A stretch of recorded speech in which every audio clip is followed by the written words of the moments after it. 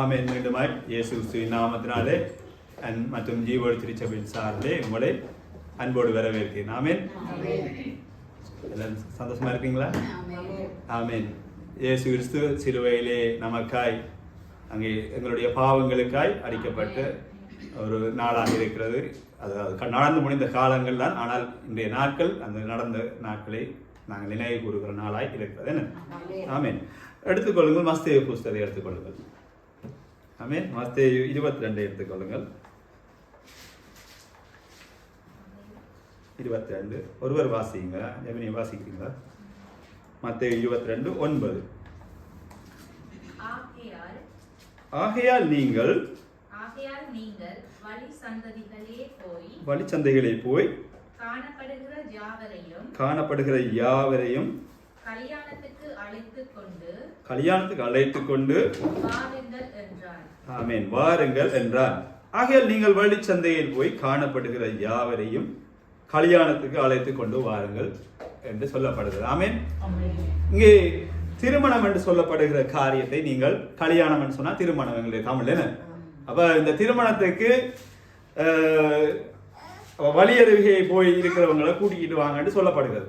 ஆனா இந்த பகுதியை நடப்பதற்கு முன்பதாக இங்கே என்ன நடக்கும்னு சொன்னால், ஆண்டவராகிய இயேசு கிறிஸ்துவை எப்படிடா நாங்கள் பிடித்து கொள்ளலாம் என்று சொல்லி அங்கே இருக்கிற அதாவது பிரதான ஆசாரியர்கள், அதாவது ஆண்டவருக்கு ஊழியம் செய்கிற ஆசாரியர்கள், அங்கே தேவகலசங்கள் அப்படியாக ஒவ்வொரு காரியங்களை செய்கிற பிரதான ஆசாரியர்கள், அதே போல பரிசேயர்கள், அவர்களும் அங்கே எப்படியாவது இவரை பிடிக்கணும், எப்படியாவது இவரை அரெஸ்ட் பண்ணி கொண்டு போய் தண்டனை வாங்கி கொடுக்கணும், வெள்ளாடிக்கு இல்லாம முடிக்கணும். ஏண்டா இவர் இருந்தா என்ன பிரச்சனை சொன்னால், அங்கே வசனம் 21:12 வசனங்கள் 21:12.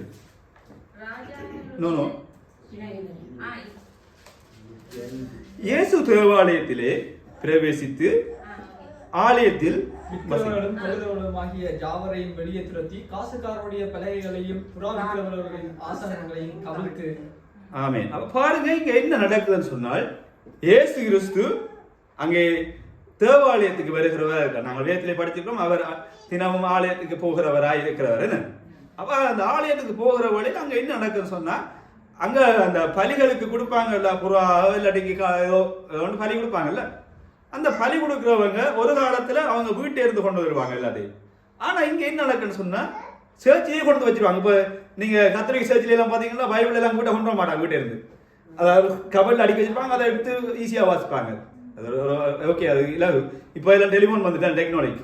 ஓகே, ஆனா அதே மாதிரி அவங்க என்ன செய்வாங்கன்னு சொன்னா, அங்கே ஆடு மாடுகள் எல்லாமே பலிக்கு ஆயத்தமா இருக்கு, நீங்க போய் காசு கொடுத்து வாங்க வேண்டிய, அந்த சேர்ச்சில எல்லாம் மடுகுறி எல்லாம் இருக்கு, அத மாதிரி வாங்க வேண்டிய. ஆனா இது ஒரு பெரிய ஒரு பிசினஸ் மாதிரி வந்துட்டு பாத்தீங்களா. இப்ப அந்த இப்ப இந்த நாட்கள் எல்லாம் அந்த மடுகு இதுகள் விற்பாங்க, முட்டை அதெல்லாம் விற்பாங்க, முயல் அதெல்லாம் சாக்லேட் செய்திருப்பாங்க, அதெல்லாம் ஒரு பிசினஸ். இதுக்கும் கிறிஸ்தவ சமயத்துக்கும் எந்த சம்பந்தமே இல்லை. ஆமென். இப்ப நீங்க மொழுதுரை கொடுத்துறீங்க, ஓகே, அது இயேசு கிறிஸ்து சிலுவையில தான் எல்லாத்தையும் செய்து முடித்துட்டாரு, உங்களுக்கு எல்லாம் தெரியும் தானே. ஆமென். ஓகே, அப்ப ஒரு பிசினஸ் போய்க்கிட்டு. அப்ப ஆண்டவரே இயேசு கிறிஸ்து அங்கே வருகிறார். இப்ப கரிச்சந்தையில எப்படி கத்துவாங்க, 10 ரூபா 3 ரூபா 4 ரூபா ஒரே சத்தமா இருக்கு. ஆலயம்ண்டா அமைதியா இருக்கணும். என்னன்னு சொன்னால் ஒவ்வொருவர் ஒவ்வொரு பிரச்சனைகளோடு வருவாங்க, சூழ்நிலைகளோடு வருவாங்க. இப்போ ஆண்டவரே இயேசு கிறிஸ்து பார்க்கிறார், என்னடா என்னுடைய ஆலயத்தை ஒரு வியாபார சந்தையா மாத்திட்டீங்களேன்னு சொல்லி, அப்ப எல்லாவற்றையும் அகற்றும்படி தானே எல்லாவற்றையும் பிடிங்கலாம். அந்த இப்போ உங்களோட வீட்டுல தேவைப்பட்டிருந்தா நீங்க ஒரு காரியத்தை பிள்ளையா செய்றீங்கன்னா அவருக்கு வந்தோட கோபம் வரும், என்னடா இது எழுத இப்படி செய்றீங்களா. அவருடைய வீடு ஆலயம் என்ன எழுதப்பட்டிருக்கு, அதாவது என்னுடைய ஜெப ஆலயம், ஜெப வீடு என்று சொல்லப்படுகிறது. அப்ப என்னுடைய ஜெப வீட்டை நீங்கள் என்ன பிசினஸ் ஆக்கிட்டீங்களான்னு சொல்லி எல்லாவற்றையும் பிடிங்கி எறிஞ்சிட்ட. அப்ப இவங்க இப்ப பரிசேயருக்கும் கோபம் இருக்கு, ஆண்டவர் இயேசு கிறிஸ்துவுக்கு பிரதான ஆசாரியருக்கும் கோபம் இருக்கு. ஏன் பிரதான ஆசாரியர் கோபம் சொன்னா, ஆண்டவராய் இயேசு கிறிஸ்து அங்கே இப்ப அங்கே ஓசானா ஓசானான்னு சொல்லி பாடிக்கொண்டு வருகிறார். அப்ப கழுதையில ஏற்றி கொண்டு வர்றாங்க, அவங்களுக்கு எல்லாம் கோபம். ஒரு ராஜாவை தானே கழுதையில ஏற்றி கொண்டு வருவாங்க, என்ன பாடிக்கொண்டு வர்றாங்க. அதுக்குள்ள நல்ல கம்பளம் பிரிக்கிறாங்க நிலத்துக்கு, அவர் நடந்து போற பாதைக்கு ஜனங்கள் எல்லாம் கைதட்டி சந்தோஷமா பாடுறாங்க. அந்த இயேசு கிறிஸ்து அதாவது வருகிறார்கள் சொல்லி அவர்கள் பாடுகிறார்கள். ஆனா இந்த பிரசன ஆசாரியர்களுக்கு கோபம் வந்தது. தாங்கள்லாம் தங்களை தானே பெருமை பாட்டு அந்த ஜனங்கள் ஏதாவது பிரச்சனை அந்த தம்பி வந்து கேட்டார், எங்க ஏதாவது பிரச்சனை எங்க போவீங்க, பிரதான ஆசிரியர்கிட்ட போய் ஜோதிப்பீங்கன்னு. அதே மாதிரி அப்ப தங்கள்கிட்ட தானே பெறுறது. இந்த ஜனங்கள் எல்லாம் இயேசு கிறிஸ்துட்ட போறாங்க. எங்கிட்ட வரையிலேயே நான் தான் சுகம் கொடுக்கணும், என்னடா எங்கிட்ட வராம அங்க போறாங்க. சில வேளை சுகம் கொடுக்க ஏதோ பணங்கினம் கொடுத்தாங்களோ தெரியல, ஏதாவது காணிக்க கொடுத்தாங்களோ தெரியலன்னு. அப்ப இந்த காரியங்கள் நடக்கிற வேளையில அவங்களுக்கு எல்லாம் கோவம். இவர் சுகம் கொடுக்கிறார், இவர் எல்லாருக்கும் விடுதலை கொடுக்கிறார், இவரை விடக்கூடாது என்று பிரதான ஆசிரியர்களுக்கு கோபம் வந்தது. ரெண்டாவது அங்க விக்கிரமங்களுக்கு கோபம் வந்தது. மூன்றாவது இங்கே கோபம் யாருக்கு வந்து என்ன சொன்னால் பரிசேயருக்கு கோபம் வந்தது. பரிசேயருடைய காரியம் என்னன்னு சொன்னால் அங்கே ஆலயத்துக்கு ஒரு காரியத்தை செய்வாங்க, விரும்பி செய்வாங்க, அது எல்லாத்தையுமே நொட்ட பிடிப்பாங்க. ஜனங்கள் சாப்பிட போவா, நீ கைகளை வேலையா சாப்பிட முதல் எல்லாம் ஹேண்ட்வாஷ் போட்டுட்டியா, அப்படி எல்லாம் கணக்க நொட்ட போடுப்பாங்க. அப்ப அப்படியான காரியங்களை செய்யறது தான் பரிசேயர் தான் செய்து கொண்டிருப்பாங்க. ஆராதனைக்கு விரைக்க இப்படி அப்படி இது இப்படி ரெண்டு நல்ல சொல்லலாம். அப்ப கூடாத காரியம், அப்படி தேவையில்லாத காரியங்களை குறித்து பேசுவார்கள். அப்ப ஆண்டவர் இயேசு கிறிஸ்து ஏற்கனவே சொல்லிட்டார், அதெல்லாம் நீங்க பேசாம இருங்கலாம் அதட்டுறாரு. அவங்களை அந்த வழியருகே வந்து நெல் அப்படிங்க சாப்பிடுங்கலாம் அதட்டுறாரு. அப்ப இந்த பரிசேயரும் அப்படியான காரியங்களை செய்திருக்காங்க. அப்ப பாருங்க, இங்க இயேசு கிறிஸ்து வந்தா ஒரு குறிப்பிட்ட ஜனங்கள் நல்ல விசுவாசித்தாங்க. இவர்கிட்ட போனா சுகம் கிடைக்கும், இவர்கிட்ட போனா ஒரு விடுதலை இருக்கும், காத்திருக்க தேவையில்லை, இவர்கிட்ட காணிக்கை கொடுக்க தேவையில்லை, தசமபாகம் கொடுக்க தேவையில்லை, இவர் உடனே விடுதலை இருக்கிறார். அப்ப அங்கே இருக்கிற ஜூத ஜனங்கள், அதாவது இஸ்ரவேல் ஜூத ஜனங்களா குறிப்பாக நீங்க சொன்னீங்கன்னு சொன்னா இதுல யார் இதுல இருக்கிறாங்கன்னு சொன்னால் இஸ்ரவேல் ஜூத ஜனங்கள். இதுக்குள்ள வேறு நாட்டுக்காரர் ஒருத்தருமே இல்லை, இஸ்ரவேல் ஜூத ஜனங்கள். அப்ப அவங்க பாருங்க, கர்த்தரை தெரிந்து கொண்ட அந்த இஸ்ரவேல் ஜனங்கள் இந்த இயேசு கிறிஸ்து மேல கோவப்படுறாங்க. இவர் விடக்கூடாது, இவர் சில இடங்கள்ல பாருங்க, சில நாடுகள்ல ஒருவர் நல்ல காரியம் செய்கிறார்கள் சொன்னா அவங்கள விட மாட்டாங்க, ஏதோ நெட்டிக்கு தள்ளுவாங்க. என்ன இப்ப உதாரணத்துக்கு ஒரு அரசாங்க பாடசாலை இருக்குன்னு சொன்னால் பிரைவேட் பாடசாலைக்காரன் என்ன சொல்லுவான், இவனை நடத்த விடாம ஒதுக்குவாங்க, என்னடா அவனுக்கு வருமானம் பெறாது. அப்ப அத மாதிரி இங்கேயும் நெருக்கிறாங்க. அப்ப பாருங்க, இதுல வந்து பெரிய பிரச்சனை வருது, இவரை விட்டக்கூடாதுன்னு சொல்லி. அங்கே பார்த்தோம், அவர் தேவாலயத்தில் பிரவேசித்த போது அவங்க எல்லாம் விரட்டியா செய்ததெல்லாம் அவங்களுக்குள்ள மனசுக்குள்ள இருக்கு, இவரை விடக்கூடாது, எப்படிடா இவனை காட்டி கொடுக்கலாம், எப்படிடா இவனுக்கு ஒரு நேரம் பெறும் என்று சொல்லி இவர்கள் எல்லாம் பார்த்து கொண்டு இருக்கிறாங்க இயேசு கிறிஸ்துவை பிடிச்சு கொடுக்கும்படி. ஆமென். இங்க யூதாஸ் மட்டும் நாங்க சொல்லுவோம் யூதாஸ் காட்டி கொடுத்துட்டான்னு சொல்லி, அது மட்டும் இல்லை, அங்கே இருந்து அநேக ஜனங்கள் அவரை பிடித்து காட்டி கொடுக்கும்படியாய் வகை தேடினார்கள். அப்ப பாருங்க, அந்த நேரத்தில் ஆண்டவரை இயேசு கிறிஸ்து அங்கே இருந்த குருடர்கள், சப்பானியர்கள், முடவர்கள், அங்கே வந்த தன்னை தேடி வருகிறவர்களுக்கு அவரை புறம்பே தள்ளாதபடி அவர்களுக்கு கேட்கிறதை கொடுக்கிறவராய் இருக்கிறார். மத்தேயு 13 எடுத்துங்க, 13:27.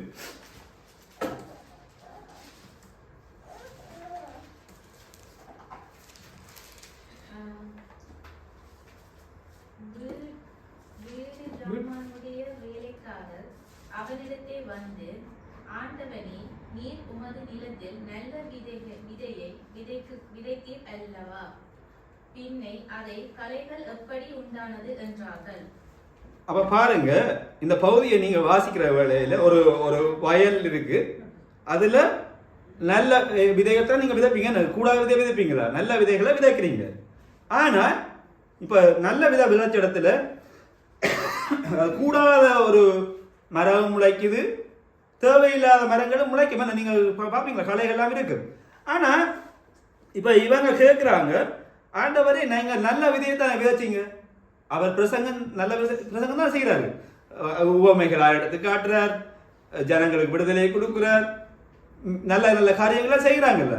ஆனா இங்க பாருங்க, அப்ப ஜனங்கள் கேட்கிறாங்க, எப்படி இதுக்குள்ள ஒரு களை வந்திருக்கேன்னு சொல்லி கேட்கிறாங்க. இப்ப களை வந்திருக்கேன்னு சொல்லி அடுத்த வசனம் பாருங்க, 28. அதற்கு அவன், சத்துரு அதை செய்தான் என்றான்.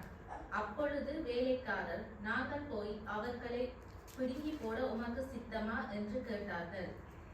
ஆமென். அப்ப பாருங்க, இப்ப அவர்கள் அதை கண்டு அப்ப என்ன செய்யறாங்க சொன்னா, ஆண்டவர் இயேசு கேட்கிறாங்க, அதை பிடுங்கி போடலாமா என்று சொல்லி ஒரு பகுதி வருகிறது. அப்ப இப்ப ஏன் நான் இந்த பகுதியை உங்களுக்கு எடுத்து காட்டுறேன்னு சொன்னால், இப்ப இங்க பிரதான ஆசிரியர்கள் சண்டை பிடிக்கிறாங்க, அதே மாதிரி அவர்களை வியாபாரம் செய்யறவங்க சண்டை பிடிக்கிறாங்க, அதே மாதிரி மற்ற ஜனங்கள் சண்டை பிடிக்கிறாங்க. ஆனா ஆண்டவர் இயேசு கிறிஸ்து அவங்கள ஆலயத்துக்கு புறம்பா தள்ளின மாதிரி எழுதப்படலை.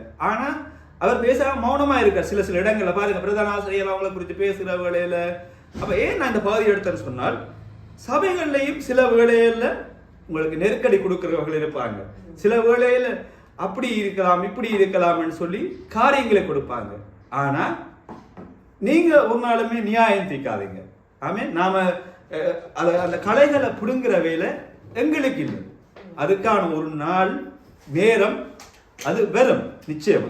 நாங்க நியாயம் தீர்க்கவும் கூடாது, அவங்க மேல ஒரு நாளுமே சாபவும் போடக்கூடாது. என்ன சொன்னால் எல்லாருமே ஆண்டவராய் இயேசு கிறிஸ்து தெரிந்து கொள்ளப்பட்ட பிள்ளைகள். என்ன தாவீது சபையுடைய பகுதி நீங்க பார்ப்பீங்களா, அதுல பாக்க என்ன நடக்குது, அவருக்கு எதிராக போயில. ஏன்னு சொன்னால் ஆண்டவர் அபிஷேகித்தவர்கள். நீங்கள் சில வேளையில சில ஜனங்கள் முரட்டாட்டம் பிடிக்கலாம், ஆனால் அவர்கள் மனம் திரும்புவார்கள். ஆண்டவர் இயேசு சொல்ல அந்த மரம் கனி கொடுக்கலையோன்னு வெட்டி போடட்டுமான்னு கேட்க அவர் என்ன சொன்னார், விடு, அதை விடு, நிக்கட்டும், அதை வெட்டி போடாது. என்னன்னு சொன்னால் அது ஏற்ற வேளையில சில வேளையில மனம் திரும்பி நல்ல காரியங்களை செய்வார்கள். சில வேளையில பாருங்க, நீங்க ஆராதனைக்கு போறதுக்கு தடையாக சில புறஜாதி ஜனங்கள் எல்லாம் இருப்பாங்க. ஆனா இப்ப யார் அப்படி வர்றாங்களோ சில வேளை அவங்க சபைக்குள்ள வந்து ரசிக்கப்பட்டு வந்தாங்கன்னு சொன்னா அவங்க எங்களின் மேலான ஊழியங்களை செய்வாங்க. ஆமீன். அப்ப நாம ஒரு நாளுமே அந்த சபைக்குள்ள ஒருவர் கலையா இருக்கிறாரே, பிரச்சனைக்குரிய ஆளா இருக்கிறாரே என்று சொல்லி நாங்கள் அதை பிடுங்கி போடுவதற்கு எங்களுக்கு அதிகாரம் கொடுக்கப்படலை. அது நீங்க யோசிக்கலாம், என்னுடைய மனைவியா இருக்கலாம், கணவராக இருக்கலாம், இல்ல பிள்ளைகளா இருக்கலாம். வெயிட், கொஞ்சம் பொறுமையா இருங்க. அது ஆண்டவர் அதுக்கான காரியங்களை ஏற்ற வேலைகளை செய்வார். அப்ப பாருங்க, அதான் உலகத்துல பாருங்க, நல்லவர்களுக்கும் சரி தீயவர்களுக்கும் சரி மழையை ஆண்டவர் கைய பண்ணுகிறார். அதை அழித்து போடல. நாங்க ரசிக்கப்பட்ட பிள்ளைகள் ஒன்று எங்களை வா சொல்லி கூப்பிடல, எல்லாரையுமே அவர் அழைக்கிறார், வாருங்கள் உள்ளே வாருங்கள். அப்ப பாருங்க, இப்ப நாங்க ஆரம்பத்திலிருந்து பார்க்கிறோம், இங்கே ஆண்டவராகிய இயேசு கிறிஸ்துவை அநேகர் வெறுக்கிறார்கள். ஆனா அவர் என்ன பேசாம அவைகளை ஒரு காரையில வச்சுட்டு இப்ப இஸ்ரவேல் ஜனங்களுக்கு ஆண்டவர் தேடி வந்தார். இப்ப நாங்க யாரு, புறஜாதிகள். என்ன இப்ப ஆண்டவராகிய இயேசு கிறிஸ்து தேடி வந்த ஜனங்கள் வெறுத்து தள்ளினாங்க அவரை. ஆனா நாங்க சும்மா இருந்தவங்களை, நாங்கள் என்ன குப்பையும் கந்தலுமா இருந்த நாங்களா, இல்லை சேட்டில் இருந்த நாங்களா, இல்லாட்டிக்கு இயேசு கிறிஸ்துவை அறியாத நாங்கள் இப்ப அவங்களை நிப்பாட்டி வச்சுட்டு ஆண்டவராகிய இயேசு கிறிஸ்து தெரிந்து கொண்டார் புறஜாதிகளை. இப்ப யூத ஜனங்கள் எல்லாருமே வருத்து தள்ளிட்டாங்க. ஆண்டவராகிய இயேசு கிறிஸ்துவை எப்படியாவது சிலுவையில் அறையணும், எப்படியாவது இவரை கொள்ளணும், இவருடைய காரியங்கள் எல்லாவற்றிலேயும் இருந்து ஒரு விருப்பம் இல்லாத நிலையில் இருக்காங்க. ஆனா ஆண்டவராகிய இயேசு கிறிஸ்து அறைந்த புறஜாதி ஜனங்களை அவர் என்ன, புறஜாதி ஜனங்கள் உண்மையாயிருந்தாங்க. புறஜாதிகள் கர்த்தர் எதை சொல்லுகிறாரோ, சபைகளை குறித்து நீங்கள் அநேக சபைகளை குறித்து பாருங்க, 7 சபைகளை குறித்து சொல்லப்படுகிறது. அங்கே அவர்கள் போய் ஊழியம் செய்கிற வேளையிலே புறஜாதி ஜனங்கள்லாம் அநேகர் உள்ளுக்குள்ள வந்தாங்க. ஆனா அந்த இஸ்ரவேல் ஜனங்கள் என்ன செய்தாங்க, அவரை புறம்பை தள்ளினாங்க. அப்ப அவர்களுடைய வாசல் பைபிள் சொல்லி படிப்பிச்சார், அவர்களுடைய கண்கள் மூடப்பட்டது, புறஜாதிகளாகிய எங்களுடைய கண்கள் திறக்கப்பட்டது. அப்ப நாங்க இங்க இப்ப நாங்க முதல் வாச்ச வசனத்துக்கே போவோம், தெரியாது. ஆகையா நீங்கள் வழிச்சந்தைகளை போய் காணப்படுகிற யாவரையும் கல்யாணத்துக்கு அழைத்துக் கொண்டு வாருங்கள். அதாவது கல்யாணம் என்பது சொல்வது பரலோகத்துக்குரிய காரியத்தை ஆண்டவர் உவமையாக சொல்லுகிறார். அதாவது பரலோகத்துக்கு ஆண்டவர் இங்கே இந்த கல்யாண வீட்டு பகுதியில் நீங்கள் வாசிப்பீங்கன்னு சொன்னால் 22 முன்னுக்கு உள்ள வசனங்களை பாத்தீங்கன்னா, அங்கே அவர் கல்யாண வீட்டுக்கு ஒரு அழைப்பை கொடுக்கிற பகுதியை நீங்கள் வாசிப்பீங்க.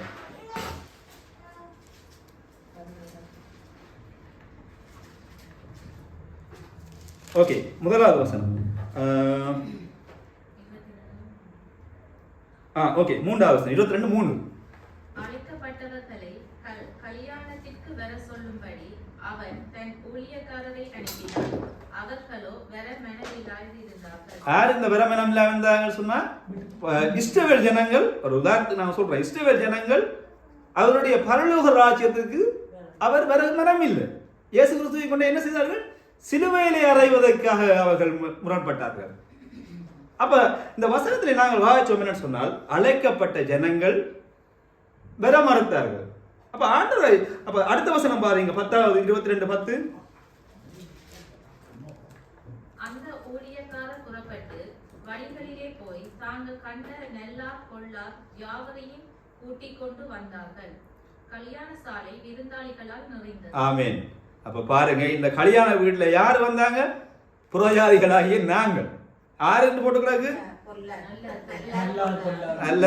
எல்லாரையும் அழைத்தார். இதுல நல்ல படிச்சவன், நல்ல டேலண்டட் ஆனால், இல்லாத ஜாதியில உயர்ந்தவன் எல்லாம் அப்படி ஒன்றும் பார்க்கல. சொன்னார் ஒரு ராஜா வீட்டு கல்யாணத்துல அவர் ஒரு ராஜா பாருங்க. அதாவது எங்களுக்காக பரலோகத்திலிருந்து வந்த ராஜா அவர். அப்ப எங்களை எந்த ஒரு சம்பந்தம், நாங்க புஸ்வாண்டி எனக்கு தெரியாது, பாமாண்டியே தெரியாது, சுபேசன தெரியாது, எல்லாரையுமே ஒருங்கிணைத்தார்.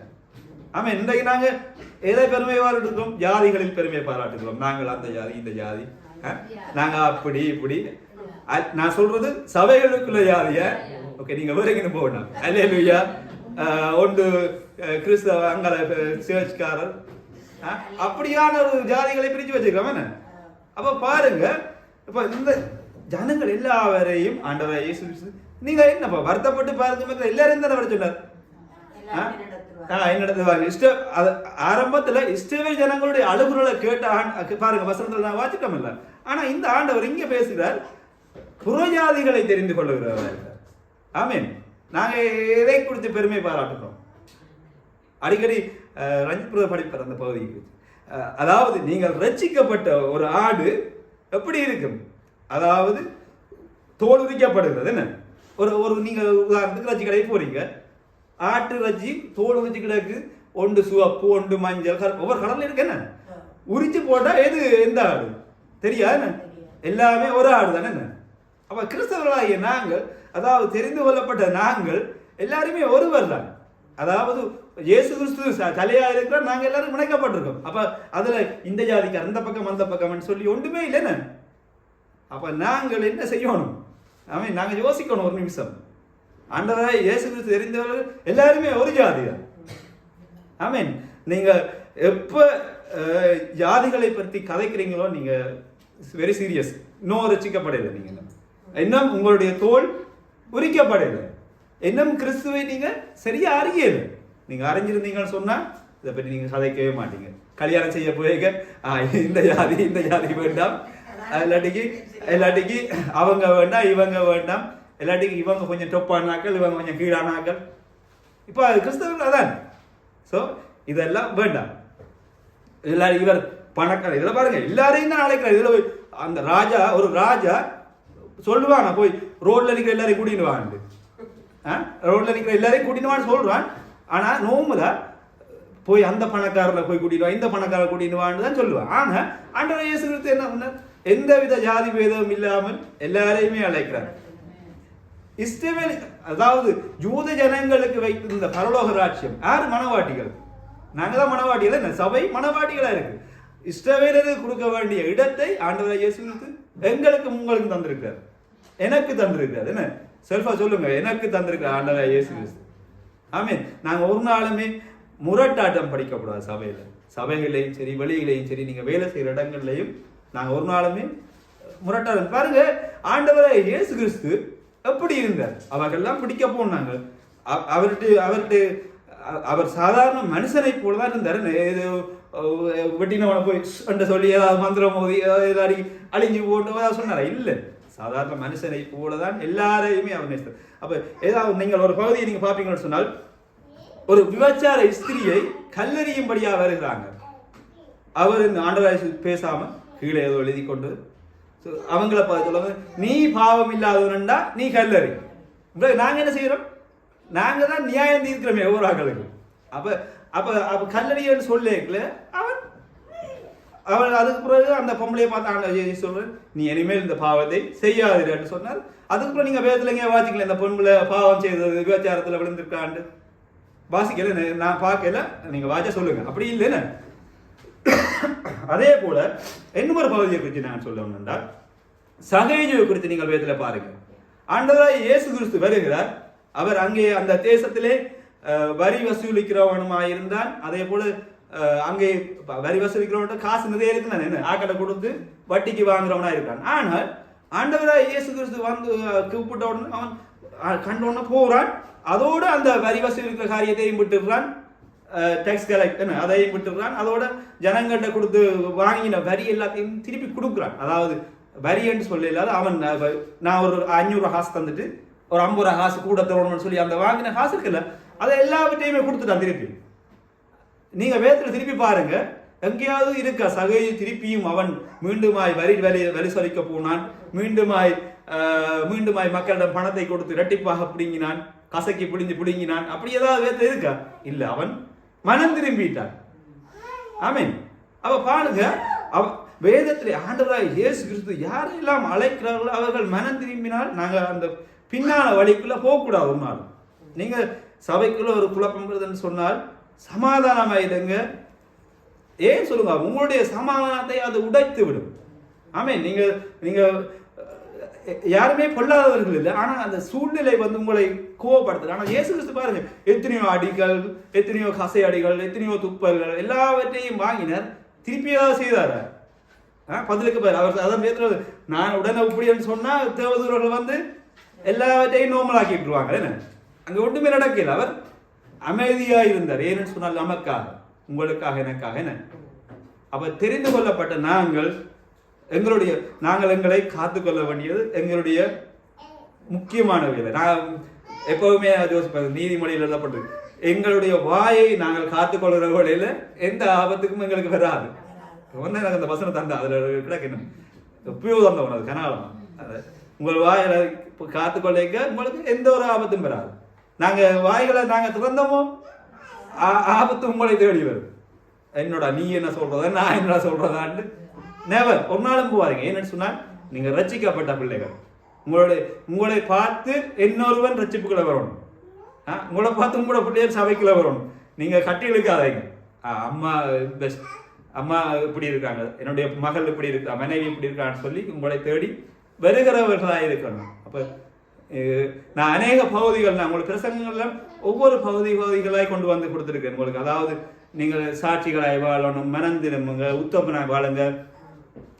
அநேக பகுதிகள் எங்களுக்கு கட்டாயம் தேவை, நிச்சயமாய் தேவை. கிறிஸ்தவர்களாய் நீங்க எதை சம்பாதிக்க போறீங்க? இந்த உலகத்தில் இருக்க நீங்க எவ்வளவு சம்பாதிச்சாலும் அது நிலையில்லாதது.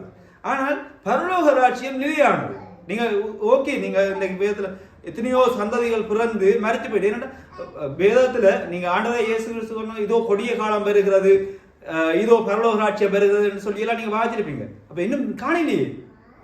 சூழ்நிலைகள் பார்த்தா சண்டை பிடிக்கிறாங்க. அப்ப நாங்க யோசிக்கிறோம், அடே வரப்போகுது, நோ இன்னும் டைம் இருக்கு, அதுக்கான நேரம் இருக்கு. நான் ஒருவேளை மறைச்சு போகலாம், எங்களுடைய பிள்ளைகள் இந்த காலத்துல வரலாம்.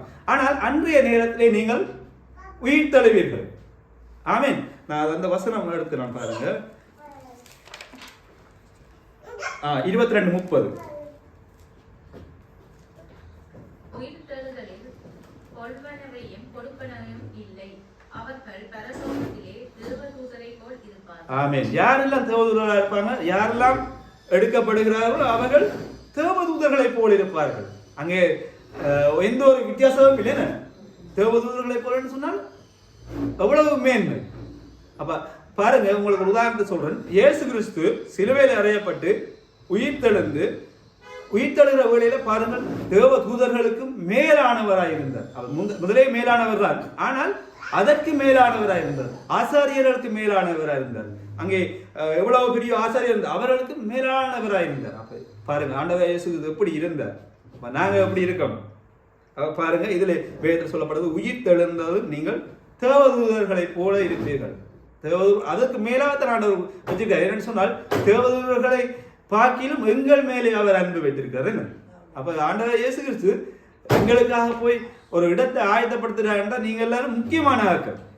நீங்க ஒரு நாளுமே சோர்ந்து போகாதீங்க. இன்னும் ஆண்டவர் இயேசு வரையில, இயேசு கிறிஸ்து இன்னும் வரையில். ஏனென்றா அநேக பேர் இன்னும் ரட்சிக்கப்பட கிடக்கு, அநேகர் இன்னும் ஆண்டவர் அறியோடுமே. இப்ப பாருங்க, இங்கே யூதர்களை தள்ளி எங்களை ஆண்டவர் தெரிந்து கொண்டார். என்ன நடந்தது பாருங்க, ஆண்டவராய் இயேசு கிறிஸ்து அப்ப அவர்களை தள்ளினது நிமித்தம் எங்களுடைய பாவங்கள் எல்லாம் மன்னிக்கப்பட்டது. நாங்கள் பாவத்திலே பிறந்தவர்கள், பாவ காரியங்களை ஒரு ஆரம்ப காலத்தில் நாங்கள் பாவ காரியங்களை தெரியாது, எங்களுக்கு இது பிள்ளையா இருக்கலாம் சரியான்னு சொல்லி எங்களுக்கு தெரியும். ஆனால் அந்த பாவங்களை செய்யும். ஆனால் இப்போ உண்மை நான் அநேக கிறிஸ்தவர்களை குறித்து பார்க்க, அதாவது இரட்சிக்கப்பட்ட கிறிஸ்தவர்கள் இனியும் பாவத்தை செய்யாதீங்க.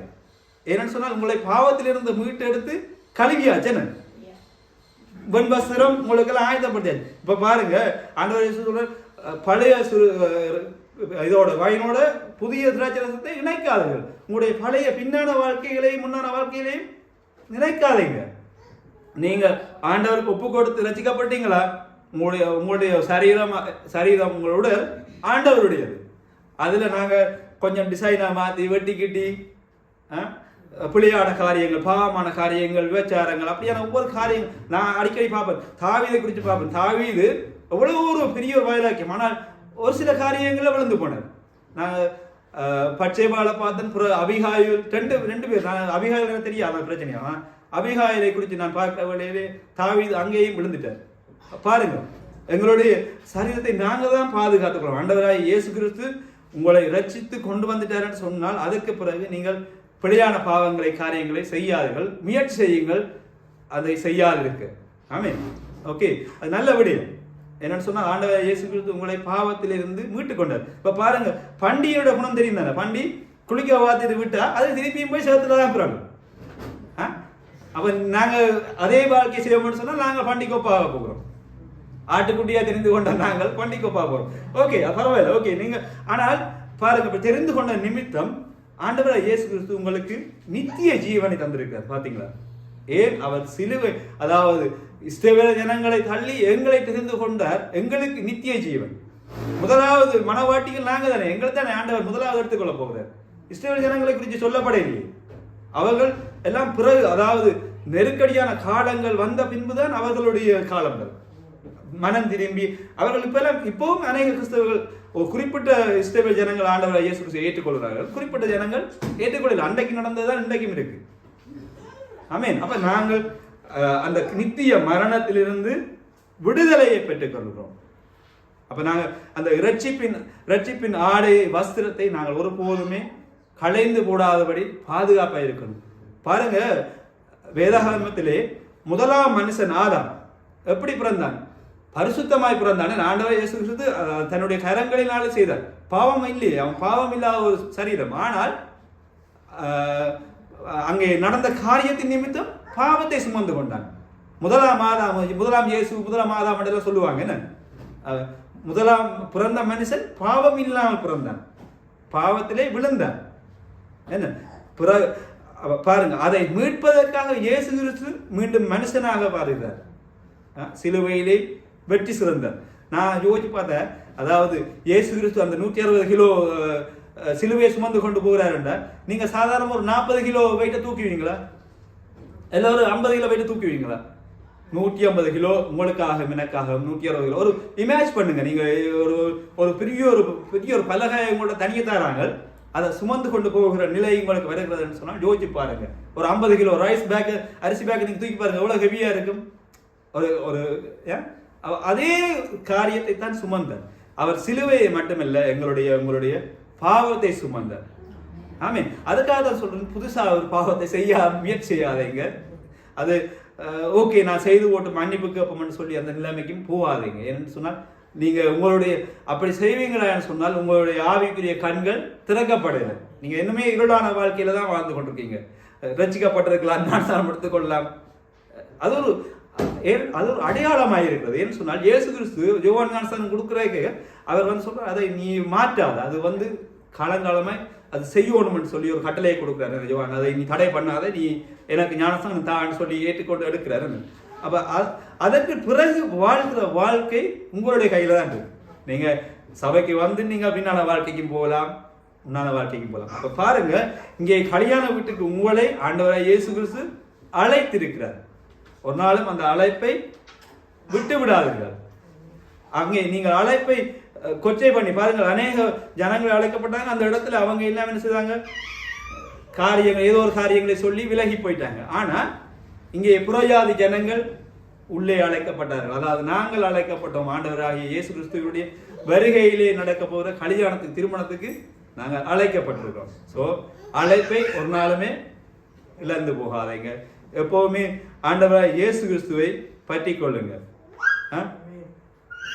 ஒன்றால ஒன்றை பெருக்கினா ஒன்று தான் வரும், 2 டவுன் வந்ததுன்னா அது எங்கேயோ வரும். அப்ப நீங்கள் எப்போதுமே கர்த்தரை பற்றி கொள்ளுங்க. ஆண்டவரை கல்யாணத்துக்கு உங்களை எல்லாரையும் அழைச்சிருக்க. ஆமென். தனிய ரவியை அழைக்கல, சிந்துவை அழைக்கல, அண்டியை அழைக்கல, எல்லாரையுமே அவருடைய வருகையில எடுத்துக்கொள்ளப்பட அழைப்பு தந்திருக்கிறார். உங்களுக்கு அழைப்பு வந்துட்டு இல்லைன்னு சொல்லக்கூடாது, எல்லாருக்குமே அழைப்பு கொடுக்கப்பட்டிருக்கு. ஆனால் கல்யாணத்துக்கு குறித்த டேட் உங்களுக்கு கொடுக்கப்படல. அதுக்கான டேட் பிதாவோட கையில் இருக்கு.